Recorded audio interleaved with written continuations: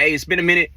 Listen, phase 2 of my first year as a lease operator with Wilson Logistics. Again, no notes. I'm just going into this raw. I'm giving it to you authentic. We're just trying to get to the point where we're getting consistent with content. Thank you to the few people that have subscribed, a few hundred views. Like, this is great.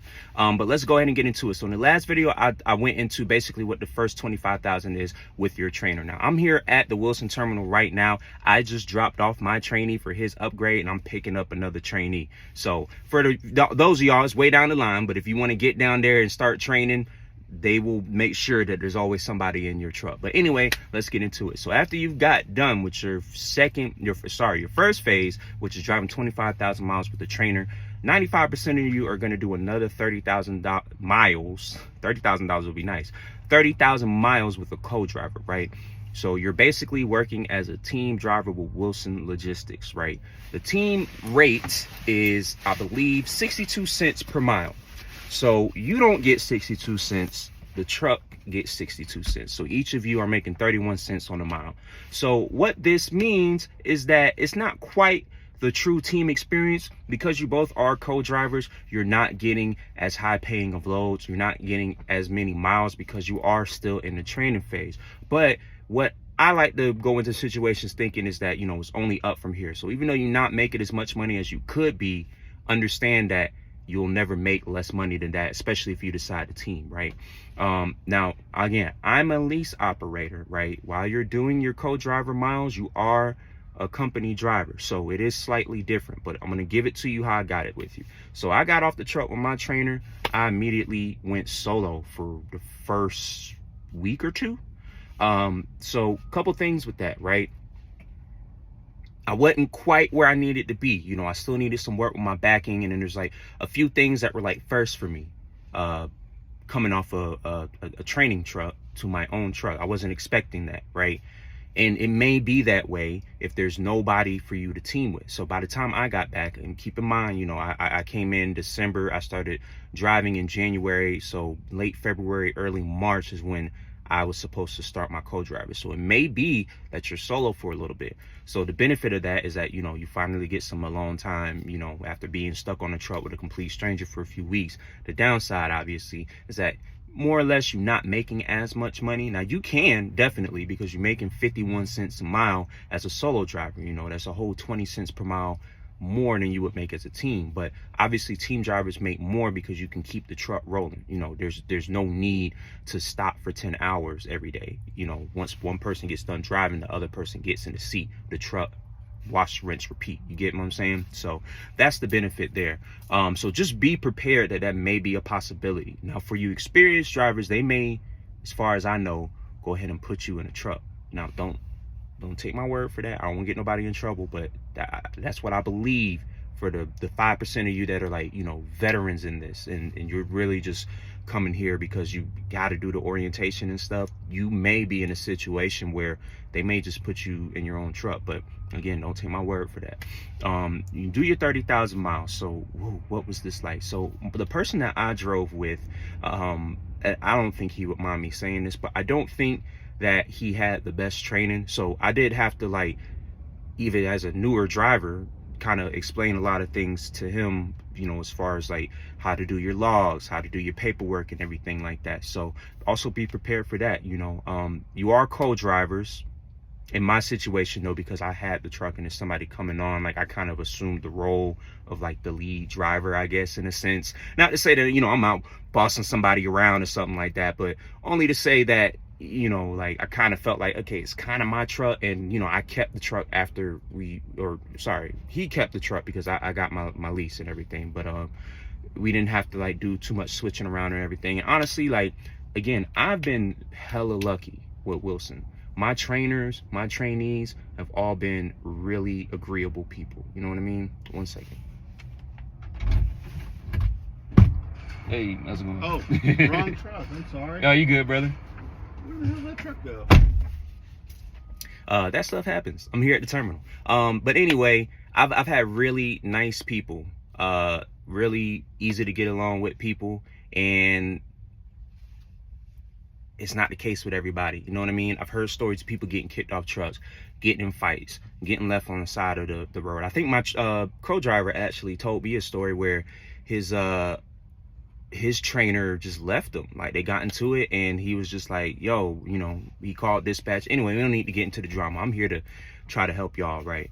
But the 30,000 miles isn't much different than the 25, other than the fact that you're dealing with another inexperienced driver. So what it does mean is that you got a little bit more control over how you do things. You got a little bit more control on how you want to run the truck, how you want to do your loads and everything. But I'm gonna tell y'all from experience, when you are out here driving, get what you gotta get done, then relax. What I mean is, you're gonna run into situations where, okay, your load, you may not have to pick it up until 9 a.m. You know what I mean? What are we waiting for? Go in as soon as receiving opens up. They give you phone numbers to contact receiving. Go ahead and do that. You know, if you can't get a hold of anyone, show up anyway, right? I've had so many loads where it's like, we can't pick this up until midnight. I go in 10 in the morning, they say the trailer's ready to go. So that sets you up for success in a way that you can get, once you get the load delivered, you know, time is yours to do what you want. But when you're using time in the meantime, in between time, to just mess around, you know, oh, I'm gonna go get a bite to eat, or I'm gonna go catch a movie, or all this stuff. Not to say that you can't do these things, but it's not the best use of your time until the load gets delivered. Because in that amount of time that you spent doing all these extracurriculars, you could have went ahead and got yourself another load and be making more money.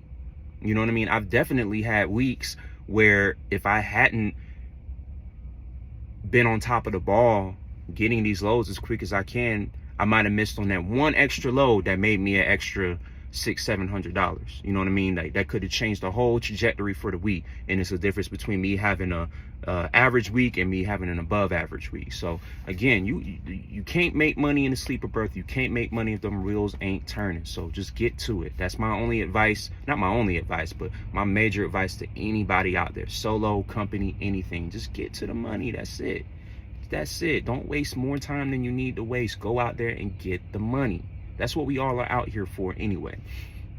Hopefully. I know everybody's story is different, but there's really not much to it, man. Again, is you're just dealing with another inexperienced driver. So there's gonna be you're gonna need to go through that rough period where you kind of getting to know each other, getting to trust each other and everything. You know, at this point you should start making a little bit more money. From my memory, don't take my word for this, that $900 guarantee is still a guarantee, right? So if you watch the last video or not, basically Wilson pays you $900 a week guaranteed during these phases. So if you end up having a slow week, then you get that $900, right? The only way you don't get that is if you have home time, or any time basically that you're not available for dispatch. So I'll stress again, if you go home for home time, get on that phone as soon as you're ready and tell them I'm available for dispatch. Because if you just wait for them to call you, that's time that you're not getting paid, right? And I'm gonna tell you guys a story. My first time going home was about 1 week after I got with my co-driver. I called my dispatch manager first thing Monday morning. I'm available for dispatch. Do y'all know I didn't get picked up until next Wednesday? Do y'all know that I got paid for all them days because I was available for dispatch, and because of an error with the shipper, it kind of messed over my co-driver, so then he had to go. I'm in Houston, the load was going to Louisiana. He had to go back up to Kansas to have them fix something, and then take the load back to Louisiana and then come pick me up. He got paid his miles. I got paid my $900 guarantee, and I'm sitting at home with my family chilling. You feel me? So like, again, like, as soon as you can, get on the phone with them. I'm available for dispatch. Get your money, get your guarantee, keep trucking. You feel me? So let's talk about the pay, right? During the co-driver portion, a normal check for me, $1,100 is about my average. $1,500 was the most on a normal week, right? So take from that what you will. Whatever your financial goals is, plan for that. I'm not gonna sit here and say that like I get to the money, but I take whatever load I get. This first year especially, everybody may be different. I'm not going to be somebody that's going to call dispatch and argue with them and I got kids to feed and I'm not going to do all that. I know people that do that. My philosophy is that I feel like it all balances out, right? I'm a pretty agreeable person. I trust my dispatch manager is going to give me the best load that he can give me. Anytime I've been like having not the best week, I get that Hail Mary load, you know what I mean? So like at least it gets me to my average, right? You're going to have some bad weeks out here, company or not. That's just what it is. But for the most part, be agreeable with your fleet manager. If you get a load that's like, has you sitting for a while, or, you have a certain financial goal that you need to hit every week, hit up your dispatch manager, but don't ever be on some egotistical, you know what I mean? Like, explain to them, hey man, I'm trying to make this much a week. Never turn down a load. Ask if there's anything else out there, right? All in all, I'm happy with what I made, both as a team driver and what I'm making now as a lease operator. I'll talk to certain people in the company that tell me they're making thousands of dollars a week. I don't know if that's true or not. The amount of miles that you would need to drive to make these thousands of dollars a week, even if you just had like the greatest paying loads, I don't know. You know what I mean? And maybe this is something where I need to pick their brain and see what's going on. A lot of them are a little bit more tenured than I am, so it could be that. But what I will say, truck drivers will blow a lot of smoke up your behind about how much money they're making and, how they talk to people and all this stuff. And you just got to take it with a grain of salt. Take the information in, do what you will with it, and then keep it pushing. But again, the pay, analyze if it's for you in that regard, but expect that it'll only get better. No matter how bad the pay is, it'll only get better, right? And I have my slow weeks. When I first started leasing, I was making maybe $1,200 a week. It wasn't much better. I didn't see any benefit to like, okay, well, why don't I just stay company? Or, the solo stuff, like, I don't know if it's for me. Once I got like the first 30 days out the way, first 3-4 weeks, then I started seeing them $2,800 checks. Then I started seeing those $3,500 checks. So if you're in it for the money, there's nothing wrong with that. Make it a priority. Do what you need to do. Show them that you're in it for the money, right?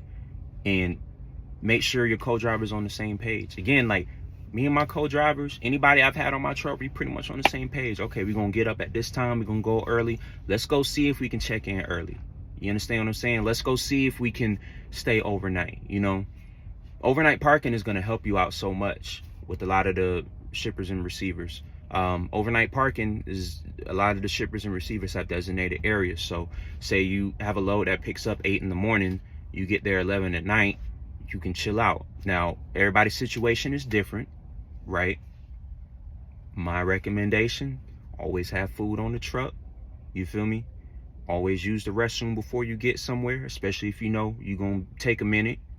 Try to do your part to make that easy, because a lot of these places don't have restrooms. So if you end up stuck somewhere, everybody's cool with peeing outside, but if you got other business to handle, it may not be the most comfortable for you. You feel me? So, but what the overnight parking allows is that you're there. You know what I mean? I send my arrival to my dispatch. Night's dispatch already knows that I'm there. So when morning dispatch comes in first in the morning, they can already start looking for loads. Hey, ETA is this. We getting unloaded at this time. Boom, boom, boom, boom, boom. Just be in communication, man. That's it. That's all it takes. Is good communication. Show them that you're about the money, and it will pay off. Now, if you're somebody that's running late all the time, oversleeping, not sending your paperwork on time, which like that's a big thing, bro. Stay on top of your paperwork. Apparently, there's drivers out here that they get done with the load and they don't scan it in. Do you know that you're leaving money on the table because you're not letting dispatch know that you're done? When you're not scanning your paperwork in on time, when you're not sending your messages to let them know like, hey, we're here, or hey, I'm available for a load. Like, you have to do those things. You got to stay on top of it, or you're just leaving money on the table and you're just out here driving for fun. Which again, like, if that's what you in it for, then cool, but I'm out here to make money. You feel me? So let's talk about it. A lot of your success as a driver is going to be dependent on who you have as a fleet manager, unfortunately. And while it is a lot of times in the hand of your fleet manager, your dispatch,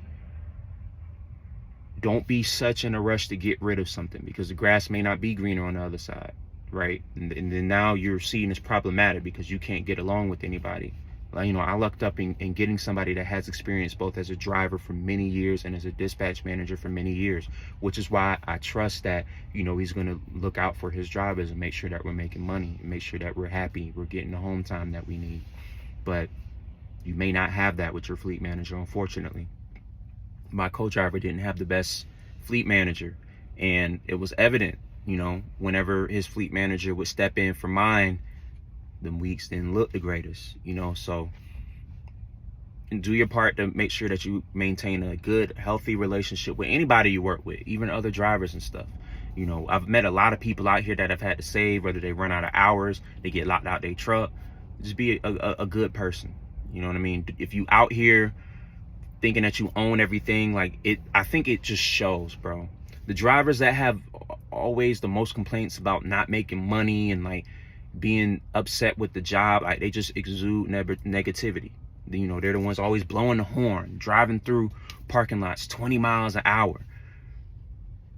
Just hard to deal with people. You know, they talk to shippers and receivers any kind of way. They cussing, they throwing stuff. Like, you can tell when people have that stink on them, it shows in every aspect of their life. So just do your part to be a good person, man. And I ain't gonna yap too much to you, man. Again, like, the second portion is not much different than the first portion. The first portion is strictly learning. The second portion is just implementing what you just spent the last 5 to 7 weeks learning, right? Now, I'm gonna tell you, if you like to go home and do all of these things, it may take you a little bit longer to get over that second portion. The first portion for me took, I believe, 5.5 weeks. You know, just shy of 6 weeks. I just got my training up the truck. It took us 7, right? We did have some downtime. I didn't have any home time, but we had downtime just from the weather. You know, Wyoming shutting down roads, Washington shutting down, or Oregon shutting down roads. It happens. It's out of your control. Don't stress it. But if you are someone that likes to take all these breaks and do everything, like, do what you can to get on your own truck as soon as possible. That's all I'm gonna say. I got off, I didn't go home from the time I got here for orientation. I didn't go home until I got done with my 25. I went home for 5 days. I did my whole second portion. Then I went home for what was supposed to be, or sorry, not my whole second portion, but in the midst of that, about a month after I got done with my trainer, I went back home, which was supposed to only be for 3 days, but ended up being like 10 because of the whole situation. So just keep that in mind, man. Do what you got to do to get in your truck as soon as possible. If you do end up having to run solo after you're done with your 25, it's a pretty sweet deal, because you really kind of get the sense of what it's actually going to be like once you're out there on your own.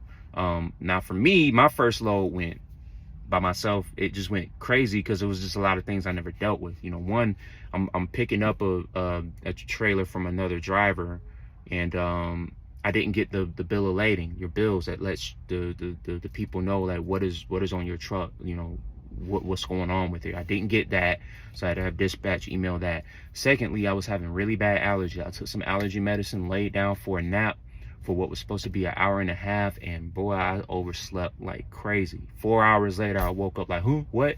Drowsy. Like, I thought I got the noun drowsy. I guess I got the drowsy, so, you know, I ran into that. Third, when I got there, I needed to get fuel in my reefer, which is another thing I'm gonna probably make a video about. So there's so many things I can make videos about. Your reefer, just make sure it's always filled up, because I got there to drop the trailer and they were like, actually, you need to fill this up. Closest place to get fuel was 45 minutes away. I was already hours late, and now I got to add another hour and a half on top of that. You know what I mean? So, but it was a learning experience. I never had that happen to me again because of that. You got to go through the bad sometimes to learn. And, you know, it didn't put me in a position where anybody got hurt, anybody was inconvenienced in a major way. It was just a learning experience for me. So again, I ain't gonna do too much yapping, man. We're just gonna leave it at that. Again, if you have any questions about anything, holla at your boy. My name is Jay Cash. You can find me at Dollar Water pretty much anywhere. Y'all been real. I've been Jay. Peace.